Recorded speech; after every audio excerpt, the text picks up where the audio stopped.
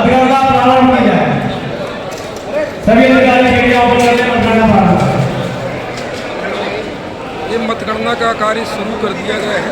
जयकारा घोष की रामपुर विधायक संजय सत्यन पाठक ने मतगणना का कार्य शुरू करा दिया है और अभी ये मतपेटियां खोली जा रही है।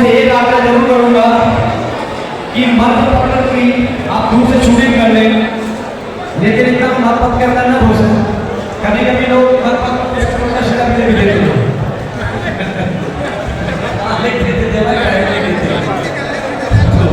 वीडियो बनाए तो उनका जो शुरुआत की जो बाइट है वो कर लेते हैं।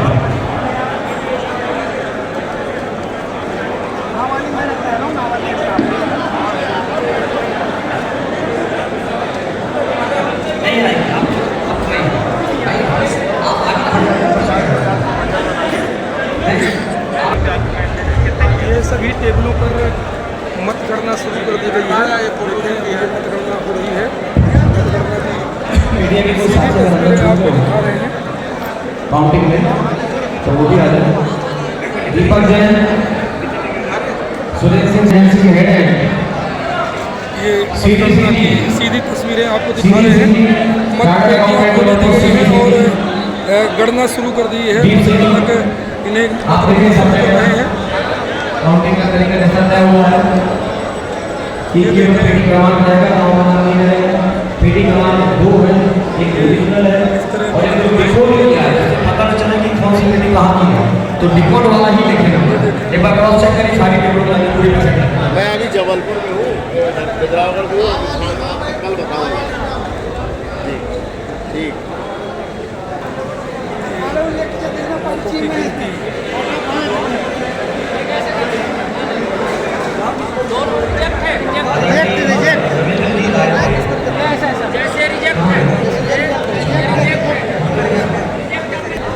महिलाएं भी संलग्न हैं इसमें और शिक्षक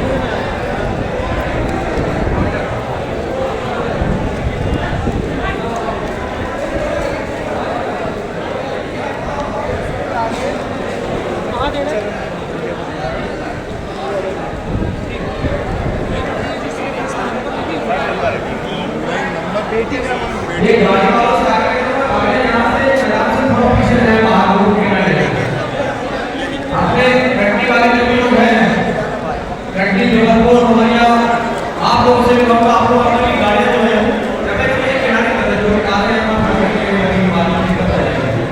आप लोग ऊपर ही खड़े हैं, आप अपनी खड़े हैं, जैसे कि आपकी गाड़ी का ड्राइवर सभी लोग अपने ड्राइवर को बोलते गाड़ियाँ खा रहे हैं।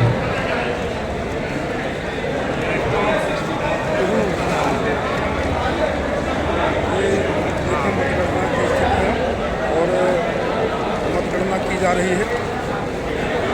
बड़े ही शालीनता से मतगणना की जा रही है सर, और मुझे तो लग रहा है कि बहुत कम समय में मतगणना हो जाएगी, क्योंकि जिस तरह की मतगणना की जा रही है, जितनी स्पीड से वो मतगणना शीघ्र होने की उम्मीद है और शीघ्र ही परिणाम सामने आएंगे। ये देखिए सीधी तस्वीरें हम आपको दिखा रहे हैं, मतगणना की सीधी तस्वीरें लाइव दिखा रहे हैं आपको। ये एक काउंटर में चल रही है।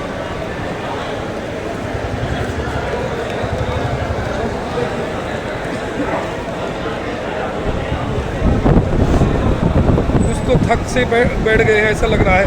थकान लग गई क्या मतगणना करते करते? यहाँ ऐसा भी लग रहा है कुछ लोग मतगणना करते करते थक गए हैं, लेकिन कुछ अभी बड़ी तन्मयता के साथ मतगणना कर रहे हैं।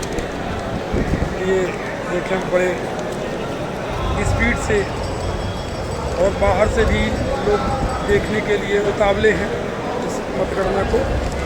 भारत देश में पहली इस तरह की मतगणना, मतदान और चुनाव कराया जा रहा है, जिसको देखने के लिए लोग बाहर से भी आए हुए हैं और यहाँ भी तो इसके साक्षी बन रहे हैं, वो भी अपने आप को गौरव महसूस कर रहे हैं।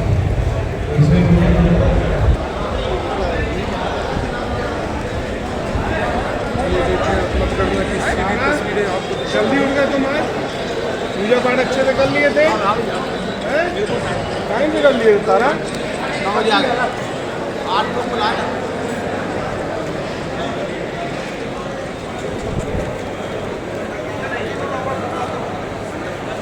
सीधी तस्वीरें आपको मतगणना की दिखाई जा रही हैं। ले भैया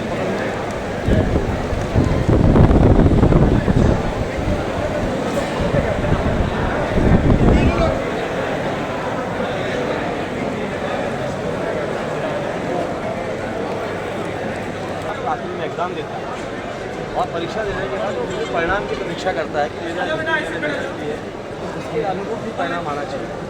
तो मेरा भी ऐसा मानना है कि चाहे हम राजनीतिक जीवन में हो, सामाजिक जीवन में हो, पारिवारिक जीवन में हो, धार्मिक जीवन में हो और समाज सेवा के क्षेत्र में होते हुए और विधायक के रूप में क्यों ना हो, हमें भी अपने आप को मूल्यांकन अवश्य करना चाहिए। हमको अपने आप को जनता के ऊपर हमेशा नहीं थोप के रखना चाहिए कि जनता हमें चाह रही है नहीं चाह रही है, हम ज़बरदस्ती जाएँ अपनी पार्टी के आगे आग्रह करें कि नहीं आप हमें ही प्रत्याशी बनाओ और फिर जनता को बोले नहीं आप हमें ही वोट। ऐसा क्यों ना किया जाए कि जनता के ऊपर छोड़ जाए एक बार। क्या बताए कि मैं चुनाव लड़ूं कि नहीं, आप मुझे पसंद करते कि नहीं, आप मेरे कार्य से संतुष्ट है कि नहीं। तो जीवन में स्वयं का मूल्यांकन करना हर किसी को करना चाहिए। मैं कहता हूँ कि जब आप भी रहते हैं, आपको भी दिन में एक बार जब रात में बिस्तर में लेटे तो एक बार सोचें कि हमने दिन भर में क्या खोया, क्या पाया, क्या किया, क्या अच्छा किया, क्या बुरा किया। वैसे जीवन भर में मैंने यहाँ पे भारतीय जनता पार्टी सरकार के माध्यम से इतने सारे विकास के कार्य कराए कि अब बड़े कार्यों की आवश्यकता ही नहीं बच रही।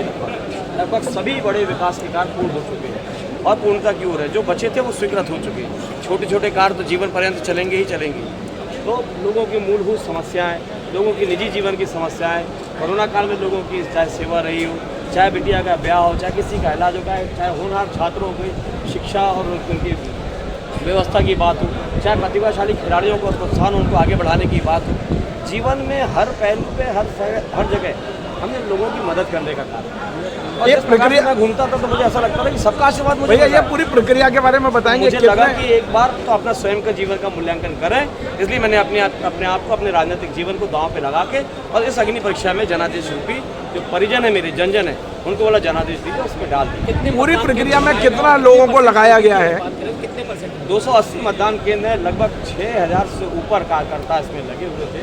जो हमारी जो बूथ कमेटी है, PLA है, हमारे जो त्रिदेव हैं, हमारे पन्ना प्रमुख है, ये सारे लोग तो थे। मेरे व्यक्तिगत साथी सहयोगी जो हमारे परम पूज्य बाबू जी के साथी सहयोगी थे वो भी, जो बेटे के मित्र दोस्त यार हैं वो भी, पार्टी के भी सारे लोग और मेरे व्यक्तिगत सारे लोग, ऐसे 6500 से ऊपर लोग इस प्रक्रिया में लगे थे। और लगभग 546 से ऊपर लोग जो बिजनौर विधानसभा क्षेत्र के बाहर के थे जिन्होंने चुनाव प्रक्रिया को संपादित कराने में, पेटियां ले जाने में, वोटें ले जाने में सहयोग प्रदान किया।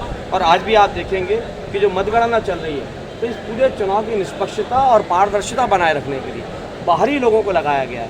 इसमें डॉक्टर्स हैं, इसमें इंजीनियर्स हैं, इसमें चार्टर्ड अकाउंटेंट है। चार्टर्ड अकाउंटेंट की पूरी एजेंसी को हायर किए हुए हैं, 3 एजेंसी हैं जो सतना की हैं, जबलपुर की हैं, कटनी की हैं और क्षेत्र के जो रिटायर्ड टीचर्स हैं या गवर्नमेंट अधिकारी रहे जिन्होंने कई चुनाव कराए, जिनको चुनाव अनुभव था, उनको चुनाव अधिकारी के रूप में और बाहरी एजेंसी को चुनाव अधिकारी के रूप में। कितने मतदाताओं ने मतदान दिया है? देखिए ये अपने आप में मैं अपने आप में कहना चाहता हूँ कि देखिए कोई भी सर्वे होता है किसी भी विधानसभा में, कितनी भी बड़ी सर्वे एजेंसियाँ होती हैं वो कितने सैंपल वोट के साथ सर्वे करते होंगे? 1000, 6000, अधिक से अधिक 10,000। इससे ऊपर कभी भी किसी विधानसभा में सर्वे नहीं हो पाता है। लेकिन आज आप देखेंगे जो मेरे पास अभी तक गणना आई है वो 1,27,000 से ऊपर वोटें हैं। लेकिन अभी कुछ पेटियों के अंदर जो गणना पत्रक निकलेगा, एक गणना पत्रक कह रहा हूँ, मतदान पत्रक, उसमें और समझ आएगा। तो लगभग 1,40,000 लोग अगर मतदान करके जन जन अपना जनादेश दे रहा है तो ये अंग्रेजी में इसको आप सर्वे कह लेंगे, मैं इसको आशीर्वाद और जनादेश कहता हूँ कि इतना बड़ा जनादेश, इतना बड़ा सर्वे, इतने बड़े नंबर के साथ सर्वे, ये अपने आप में विश्व का रिकॉर्ड होगा वर्ल्ड का। जो विपक्ष का सवाल था उसका भी जवाब आपने दिया कि आपके पास किस प्रकार के अधिकारी उपस्थित हैं जो इसका निरीक्षण कर रहे हैं। देखिए आप समस्त सम्मानीय मीडिया के लोग यहाँ पे हैं, आप स्वयं जाके ले सकते हैं, उनसे उनका आप इंट्रोडक्शन ले सकते हैं, उनसे पूछ सकते हैं। वो चार्टर्ड अकाउंटेंट जैसे मैंने आपको बताया, वकील लोग हैं मैंने आपको बताया, डॉक्टर्स हैं, इंजीनियर्स हैं, पूरी टीम है और रिटायर्ड अधिकारियों की एक बड़ी लाइन भी है। तो ये सारे लोग हैं, आप लोग जाके दे सकते हैं। सम्मानीय मीडिया के बंधु भी हैं, जो वरिष्ठ लोग भी हैं, उनको भी मैंने बोला कि आप लोग भी पूरा घूमिए। और आप सब इतने सारे कैमरा हैं, इतने सारे सम्मानित चैनल हैं, इतने सारे सम्मानी बड़े बड़े लेखक पत्रकार जो समाज को दिशा देते हैं प्रदेश के और देश के, वो भी आज यहाँ पे हमारे सौभाग्य किसी प्रकार की गोपनीयता नहीं रखी गई है। किसी प्रकार की कोई गोपनीयता नहीं है, सब खुल के हो रहा है। सिर्फ गोपनीयता के रूप में एक है किस गांव में कितनी वोट पड़े, इसको डिकोड कर दिया गया है ताकि लोग आपस में वैमनस्य ना फैलने पाए कि तुमने वोट ज़्यादा क्यों दे दी, तुमने वोट कम क्यों दे दी। जैसा चुनाव की प्रक्रिया होती थी कि बस किस गांव से कितनी वोट पड़ी उसके ऊपर कागज़ चिपका दिया गया है। बाकी पूरी पारदर्शिता के साथ निष्पक्षता के साथ ये मतदान हुआ है, मतगणना हुआ। एक बात और कहूँगा, अगर किसी को शंका है, चाहे वो किसी राजनीतिक दल का व्यक्ति हो, चाहे वो कोई विश्लेषक हो, कोई हो, मैं हर शंका का समाधान करूँगा। अगर कोई बोलता किसी गांव में वो वोटिंग जो परसेंटेज आया है ये गलत है, अगर मुझे ज़्यादा मिल जाती है उस पर वो आपत्ति उठाते हैं, तो मैं उस गांव का निर्णय निरस्त कर दूंगा। अगर वो कहते हैं कि भाई गांव का नाम तो आपने बताया नहीं, तो मैं बोलूँगा आपको लगता है कि आपके गांव से हम चुनाव हारे होंगे तो आप निष्पक्ष ये पेटी फिर से जाएंगी, फिर चुनाव कराएंगे। तो भैया ये बताइए, क्या ये पहली बार कर रहे हैं, ये आगे भी जारी रहेगा या केवल इसी बार खत्म हो जाएगा? आगे भी चुनाव लड़ने हैं, आप भी लड़ेंगे और अगली पीढ़ी भी तैयार है आपकी, तो इस परंपरा को कायम रखेगा आपका परिवार? देखिए, ये पारिवारिक कल्पना नहीं है, वो नहीं है। हमारे आदरणीय प्रधानमंत्री जी कहते आप हैं जब भी बात कि करते हैं पिताजी का नाम लेके करते हैं। परिवारवाद और भ्रष्टाचार। देखिए, अगर जो इंसान अपने माता पिता की सेवा ना करे, जो उनके दिए हुए संस्कारों का स्मरण ना करे, जो अपने दिवंगत पिता की याद ना करना चाहिए, वो बेटा किसी योग करना चाहिए, बिल्कुल करना चाहिए। होता है। इसलिए मैं हर काम अपने परम पूज्य पिताजी इस परंपरा को जारी रखेंगे क्या आप? रखेंगे इस परंपरा को जारी, समर्पित करके करते आगे भी यदि चुनाव लड़ेंगे तो इस परंपरा को जारी रखेंगे? परंपरा नहीं है, जनमत की परंपरा है ये, जनमत की परंपरा। ये आज विश्व में पहली बार इतने बड़े लेवल पे हमने कोशिश की, हमें नहीं मालूम था कि ये इतना बड़ा स्वरूप हो जाएगा। मैं ईमानदारी से भैया एक बहुत महत्वपूर्ण प्रश्न, एक बहुत महत्वपूर्ण प्रश्न ये है कि भोपाल में इस समय मंत्रिमंडल की कवायद चल रही है और संजय पाठक यहाँ बैठे हैं। पूरे मध्य प्रदेश को उम्मीद है कि यदि एक मंत्री भी बनेगा तो संजय पाठक का नाम आना चाहिए। क्या कारण है कि अभी तक आपको फोन नहीं आया भोपाल से? देखिए, सबसे पहली बात बताऊं, राजनीति मेरे लिए सिर्फ सेवा का माध्यम है। मैंने प्रथम दिन बोला था जीवन में जब चुनाव लड़ने आया था, मुझे सत्ता पे नहीं दिल पे राज करना, और दिल पे वही व्यक्ति आज राज कर सकता है जो सच्चे मन से ईमानदारी से सेवा करे, विकास करे। मैंने सेवा भी की है, विकास भी किया। अब मुझे विकास करने के लिए, मुझे सेवा करने के लिए विधायक का पद अगर मिलता तो ठीक है, जनादेश अगर मेरे आज मेरे पक्ष में आता तो फिर से चुनाव लड़के विधायक बनूंगा। अब मंत्री बनना नहीं बनना ये पूर्णतः पार्टी के ऊपर निर्भर करता है। पार्टी जिसको जहाँ जैसा उचित समझे, क्योंकि मध्य प्रदेश बहुत वृहद है, यहाँ पे रीजन भी देखे जाते हैं, बहुत सी चीज़ें देखी जाती हैं, राजनीतिक समीकरण देखे जाते हैं। जहाँ पार्टी को जैसा उचित लगेगा, पार्टी का जो निर्णय होगा, पार्टी के हर निर्णय के साथ। विपक्ष का कहना है कि आपने अपने पैरों कुल्हाड़ी मार ली है, वो अगले 4-6 घंटे में क्लियर हो जाएगा। ये जैसा कि जनादेश का आपने शुरुआत की है, ये राजनीति पर क्या असर डालेगी? देखिए, ये तो राजनीतिक विश्लेषक ही बता पाएंगे। जी जी जी।